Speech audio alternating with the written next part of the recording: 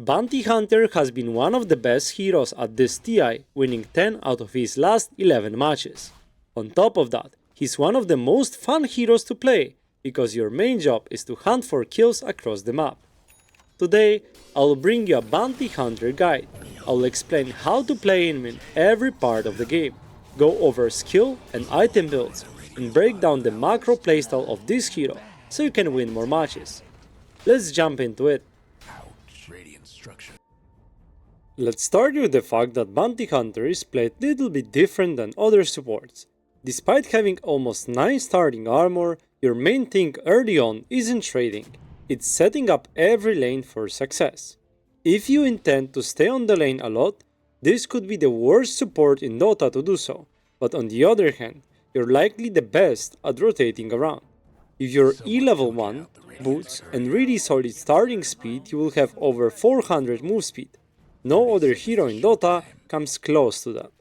Basically, the way you play the lane is similar from game to game, but it's very different from how most supports do it.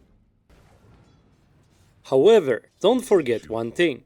Even though you're position 4, meaning you're more likely to rotate, your lane still should get priority early on. For that, there is a simple solution: creep dragging. If you're playing Bounty Hunter, you need to learn how to drag creeps. Period.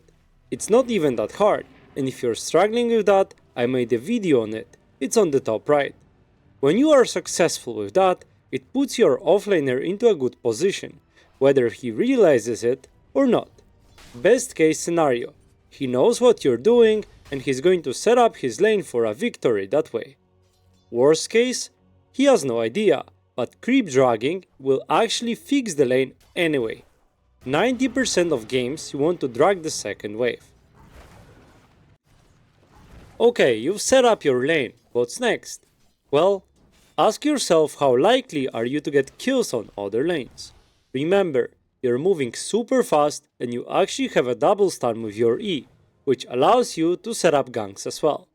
However, a lot of the times when you want to be aggressive, your teammates aren't in position to do that, and it's fine.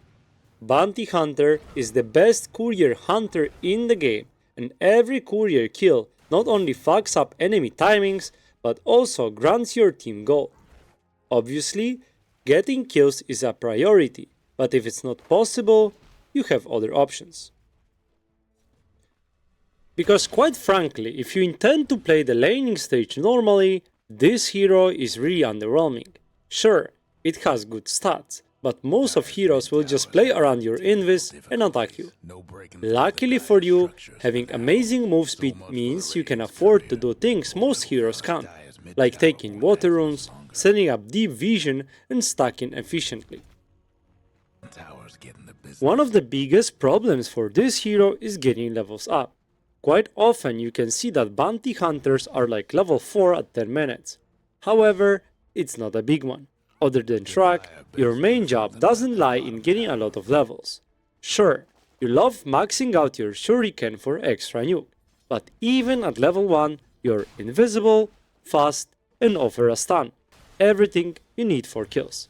However, we all know how pub games go, so instead of copying pro supports, my tip for you is to actually respect your levels.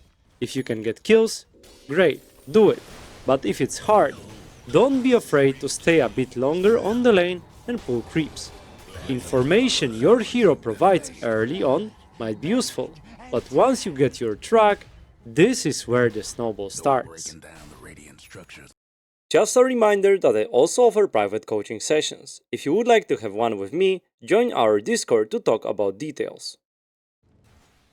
Once you get your track, this is where the real game starts. Each kill that you get with it will give you bonus 130 gold, on top of 50 gold each ally gets. It also provides damage amp, 8% at first level, and gives you True Sight, making it one of the best utility spells in the game. On top of that, you get bonus gold from your innate. Top 3 net worth heroes of enemy team, so usually the cores, will give you bonus gold for a kill or assist on them. These two things combined, 3, if we consider Jinada, make Bounty Hunter a very specific, kill-oriented hero. Each kill, as long as it's tracked, gives you about 200 gold more than it does for any other hero in Dota, and it improves the gold gain for your allies as well. What does it mean on a macro scale? Well, everything about this hero screams, go kill. If you are farming waves on that hero, you're simply griefing. Removal of AoE facet on the shuriken, as well as this hero micro identity, and even the name, means you're supposed to set up vision and find kills. If you want to farm up, every other hero in Dota is better. If you want to have some fun gameplay with kills though, Bounty Hunter is the most rewarding and fun in Dota. Okay, we established that we want to find kills. How? Well, any kind, but the easiest way to approach it is pickups, meaning finding solo targets. While you have some teamfight synergy early on, preferably your first few kills are on solo targets, as then you don't need to worry about your lack of levels or generally underwhelming hero presence. Sure, if you have big teamfight spells on your other heroes, great, but your hero is great at setting up kills with invis, scouting, and using double stun from your E, as long as you have +1. That way you will create gold lead, and with that, even teamfights will feel easier. And what is your job later on? Well, for the start, your preferred way of playing is getting as many tracks off as you can. While getting Jinada hits in the teamfights will give you a lot of gold, it is usually a bait. Getting one more track off will give your team more gold. Don't get me wrong, you're not exactly a backline support, but trying to find isolated targets in the fight and getting more tracks is better than straight up running at enemies and trading one kill for one.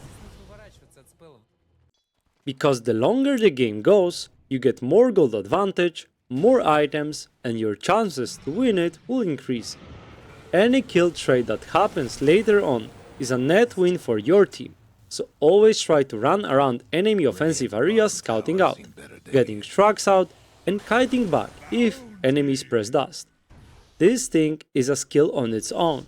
By using your track and presence, you will make enemies waste the dust, and if you're fast enough, on top of scouting them out, you will also deal emotional damage. And later on, no matter if you're winning or losing, the game is supposed to look the same.